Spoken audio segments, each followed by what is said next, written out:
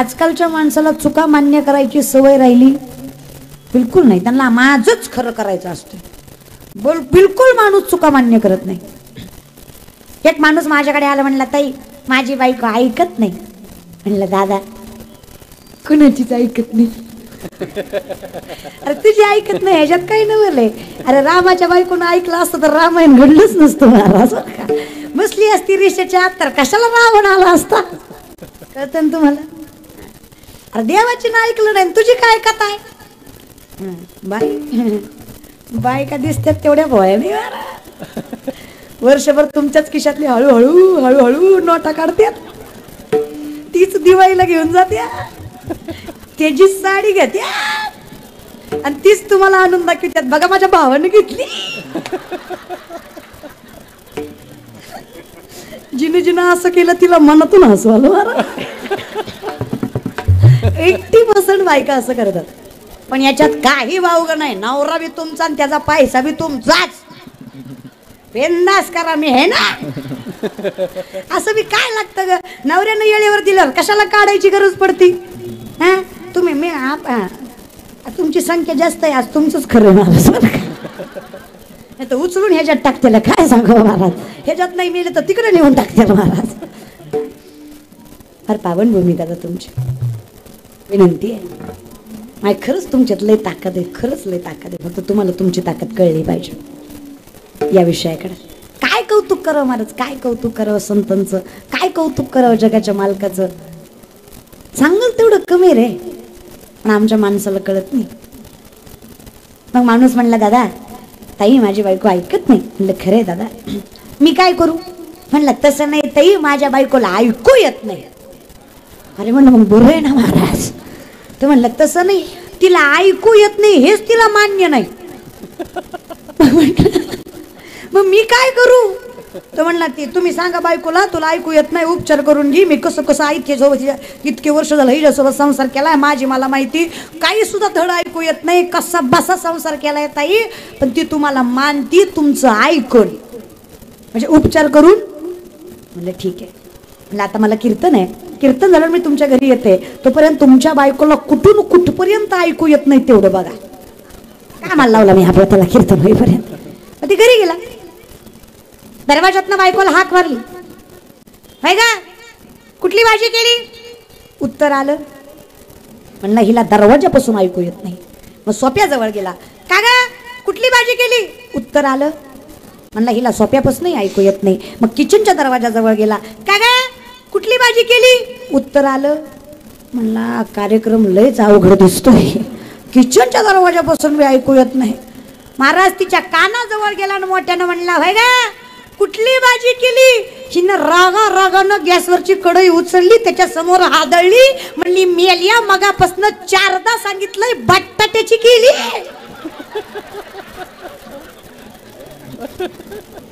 कळलं त्यालाच कळलं महाराज. पण मला सांगा कळलं त्याला काय कळलं. बरं काय कळलं.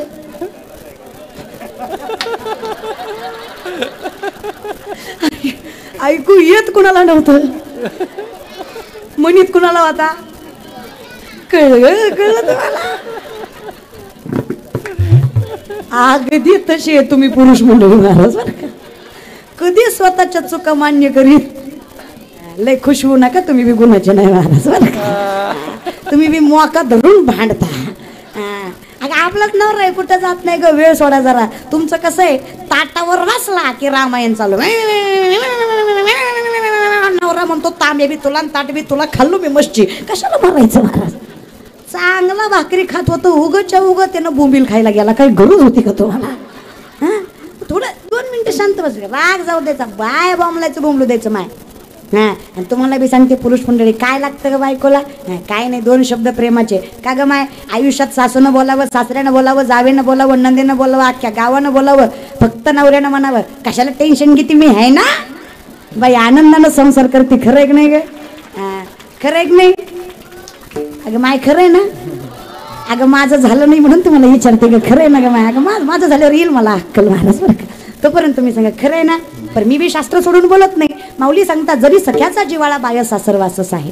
जर प्रेम नवऱ्याचं भेटलं तर बाई आनंदानं सासरवास सुद्धा सहन करते. फक्त प्रेम नवऱ्याचं मिळावं. ऐका जरा, ऐका निर्मळची गडी ऐकत जा. हा, 2 शब्द प्रेमानं बोलत जा. काय जातं रे तुम्हाला 2 शब्द गोडीनं बोलाय. एकानं मनावरच घेतलं. कीर्तन झाल्यावर बायकोकडे गेला, ताटावर बसला, 1 घास खाल्ला आणि बायकोला म्हणला, वा काय भाजी केली. आजपर्यंत तुझ्या हातचं खाल्लं, पण आज सारखी भाजी झाली नव्हती. वा कुठं तुझा हात, वा काय भाजी केली. इतकी वर्ष तुझ्या सोबत संसार केला, पण आज सारखी भाजी झाली नव्हती. वा हिनं दरवाजाची कडी लावली, कोपऱ्यातला झाडू घेतला ना असा हाणला, इतका मारला की काळा निळाच झाला. नवरा म्हणला ताईकडे बघतो नाही तर हिच्याकडे तरी बघतो. मारा ताई म्हणली कौतुक करा म्हणून कौतुक केलं तरी बाईनं हाणलं. ते म्हणला कशामुळे हाणला गा. बायको म्हणली मेल्या, या हातानं करून खाऊ घातलं, आयुष्यभर तुझं डेरगं भरलं, तेव्हा तुझी जीभ नाही झडली. आज पहिली बार शेजारणीच्यातनं भाजी आणली होती.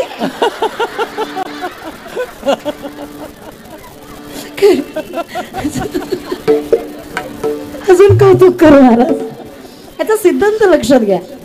संसार असा केला काय आणि तसा केला काय. संसार दुःख मुळे चोहीकडे, विश्रांती नाही कोठे, रात्रंदिवस. पण या संसाराला सुद्धा सुखाची करायची ताकद आहे. हरिमुखे फक्त मुखाने त्याचं नाव घ्यावं महाराज. गोरबा काकाने विठ्ठल विठ्ठल म्हणावं, स्वतःचं बाळ पायाखाली तुडवलं तरी कळलं नाही. नगराची गोष्ट ऐक सखे बाई, कुंभाराने बाळ तुडविले पाय. लेकरू तुडवलंय, आईचं हृदय फाटलंय, माझं लेकरू तुडवलंय, माझं लेकरू मेलं. अरे चिखलात कुठं हात सापडतोय, कुठं पाय सापडतोय. अरे आईच्या अंतकरणाचा विचार करा कधी. लेकरू शाळेत न यायला 10 मिनिटं उशीर झाला. अरे 10 मिनिटं काय, स्कूल बस दारात उभी राहिली, स्कूल बस मधनं सगळी लेकरं उतरतायत, पण तिचं लेकरू जर पटकन दिसलं नाही ना तर ती खिडकीतनं वाकू वाकू बघती, लेकरू दिसतंय का. ती आपल्याच लेकराला शोधती. अख्ख्या विश्वात तिला कुणाशी घेणं देणं नसतं, तिला फक्त आपलं लेकरू महत्वाचं असतं. पुंडलिकाने पुंडलिकाच्या बापाच्या कमरेत लाथ घातली, बाप दारात पडला. बापाने पुंडलिकाच्या आईला विचारलं, का ग रक्ताचं दूध करून पाजलंस याला, कधी आजारी पडला तर रात्र रात्र जागलीस याच्यासाठी. अगं उपास केले, तापास केले, सायास केले, व्रत वैकल्य केली याच्या सुखासाठी, याच्या समाधानासाठी, याच्या उज्ज्वल भविष्यासाठी. अगं जीव घाण टाकलास, याच्या प्रत्येक चुका पदरात घातल्यास. काय पांग फेडलं ग तुझ्या पोरानं, कमरेत लात घातली का आपल्या. दारात पडलेली पुंडलिकाची माय तरी सुद्धा पुंडलिकाच्या बापाला म्हणली, असू द्या ना हो, आपलंच आहे. मांडीवर होतं बारक तेव्हा लाता मारायचंच की, आता मारल्या म्हणून काय झालं. बाप म्हटला आईच्या प्रेमाला लाज नसतं म्हणतात ना, ते खोटं नाही ग. अगं तेव्हाच्या लाता निस्वार्थी होत्या, पण आताच्या लाता स्वार्थी आहेत. या लाताचं पांग त्याला फेडावं लागणार आहे. विनंती आहे, खूप मायमावल्या समोर बसलत माझ्या. लेकीला सांगून नाडा, तुझे सासू सासरे मायबापासारखे आहेत. बोललं म्हातारी एखादे शब्द तर दे ग सोडून. विनंती आहे, माय पाया पडतो तुमच्या. फार पुढे गेली संस्कृती, पण जिला नाती जपता आली नाही ना तिला आयुष्यात कधी सुख आणि समाधान मिळणार नाही. व्यासपीठावर सांगते, नाती जपायला शिका. किती मोठे व्हा, किती स्टँडर्ड व्हा, किती हाय क्लास लाईफस्टाईल जगा, किती स्टँडर्ड मेंटेन करा तुम्ही, पण नाती जपा. किती मोठे व्हा, किती शिक्षण घ्या, पण फिजिकल सॅटिस्फॅक्शन पेक्षा जेपर्यंत इमोशनली सॅटिस्फॅक्शन मिळत नाही तोपर्यंत माणूस सुखी होऊ शकत नाही. बाह्य अंगाने किती सुखी व्हाल, बंगले बांधाल, गाड्या घ्याल, पैसे घ्याल, आत्मिक समाधानाचं काय. ते नात्यांशिवाय नाही मिळणार आहे. अख्ख्या जगानं कौतुक केलं काही वाटत नाही, पण घरच्यानं कौतुक केलं की विश्वाच्या मालकानं कौतुक केल्यासारखं वाटतं. शेवटी घर घर असतं ग माय. घर टिकवायची ताकद तुमच्यात असते ग. मी खरं सांगू, मी स्वतःला फार भाग्यवान समजते की पांडुरंगाने मला स्त्रीचा जन्म दिला. याच्यासारखं सौभाग्य दुसरं नाही की मी पोरगी म्हणून जन्माला आले. खूप खूप भाग्य आहे. आई होण्याचा अधिकार पोरीला आहे, संसार सांभाळण्याचा अधिकार पोरीला आहे, नाती जपण्याची ताकद पोरींमध्ये आहे. आजकालच्या पोरी कुठला आणि कसला विचार करतात देव जाणे. म्हणून विनंती, एकदा ज्ञानेश्वरी वाचा, नाती कळतील तुम्हाला, अर्थ कळेल, माय कळेल तुम्हाला. कारण सगळ्यात मोठी माय ज्ञानेश्वरी आहे. की ज्ञानेश्वरी कळली ना की तुम्हाला माय कळेल, तुम्हाला बाप कळेल. संतांची फार मोठी कृपा आहे आपल्यावर. कुठे वरकडे चाललाय, किती चाललाय, काय परिणाम असणार आहे, सावरा. वेळ येतोपर्यंत निर्लज्ज होऊ नका, नका जगाचा विचार करू नका, स्वतःच्या समाधानाचा विचार करा. हे नामचिंतनाशिवाय नाही आहे. पण आपली कशी अवस्था आहे, एका पोराने म्हातारी समोरचा पेरू चोरला आणि पळ पळ पळायला लागला. त्याला वाटलं म्हातारी अशी माझ्या मागं किती पळणार आहे. पण म्हातारी पण किर्लोस्कर कंपनीची होती. म्हातारीनं बी भलता पार्लेजी खाल्ला होता महाराज. असा पदर कमरेला खावला, जे त्या तरांना बांड पोराच्या पाठीमागं लागली, भर बाजारात पोरगा धरला, मार मार मारला, इतका मारला की कोल्हापुरीचे 2 भाग झाले तिच्या. तरी या निर्लज्जानं पिरू दिलाच नाही. मग एक सज्जन माणूस म्हणला, वाटतं का रे जीवाला काय तुला, त्यांना बांध आहेस की रे, 5-10 रुपयाच्या पेरूसाठी भर बाजारात मार खाल्लास, काहीच वाटत नाही का तुला. ती म्हणला, मला काय वाटायचं, माझं काय गेलं, तिची चप्पल तुटली. अरे पण येड्या, तुला मारून तुटली. इतक्या येड्याला परमार्थ सांगण्यात मजा, नाती सांगण्यात मजा नाही. म्हणून माझी विनंती आहे, देव न कळणं हे पापाचं लक्षण आहे, मूर्खाचं नाही. देव न कळणं हे पापाचं लक्षण आहे, मूर्खाचं नाही. नामासी विनमुख तो नर पापिया धावया न पावे कोणी, माऊलींचं वर्णन आहे. पण माझ्या ज्ञानोबाराय सामर्थ्याने सांगतात, संसारिक आहात ना तुम्ही, हरकत नाही, देवाचा जन्मच तुमच्या आमच्या सुखासाठी आहे. म्हणून तर आम्ही आरती करताना सुद्धा तेवढ्याच आत्मीयतेनं म्हणतो, सुख करिता दुःख हरता भरता विघ्नाची, निरवी पुरवी प्रेम कृपाच याची, सर्वांगी सुंदर बुटी शेंदुराची, कंठी सडके माळ मुक्ता फळाची. जय देव जय मंगलमूर्ती, श्री मंगलमूर्ती, दर्शन मात्रे मान कामना पुरती. जय देव सुख देणारा, दुःख सुख करता दुःख हरता वार्ता विघ्नाची, निरवी पुरवी प्रेम. हे कट करू नका, नीट ऐका.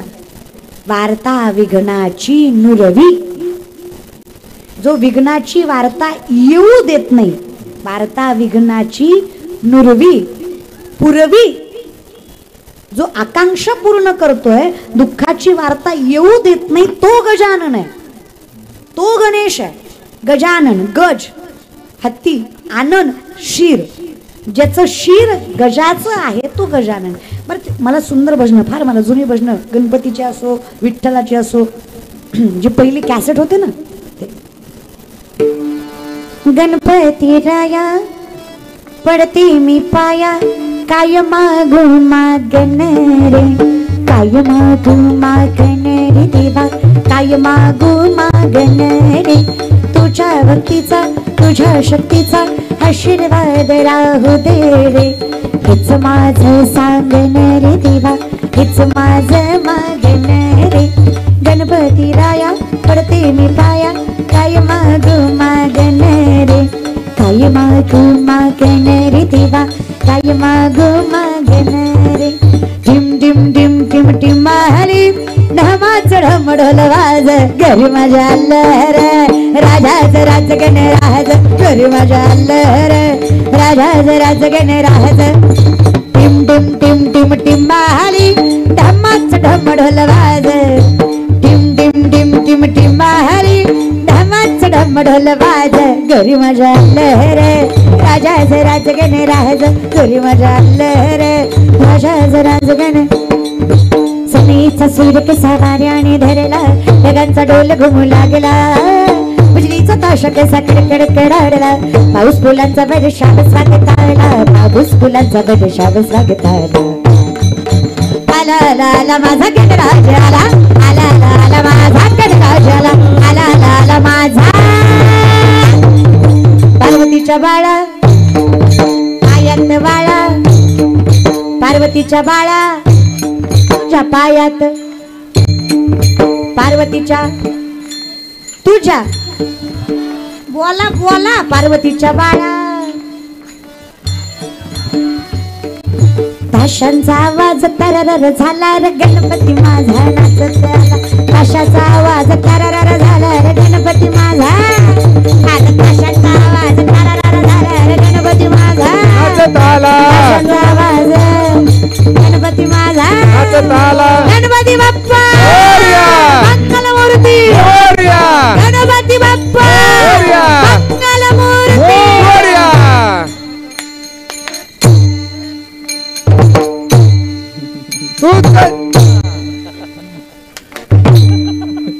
कळलं नाही पाहिजे कवा सुटलं कवा चालू झालं.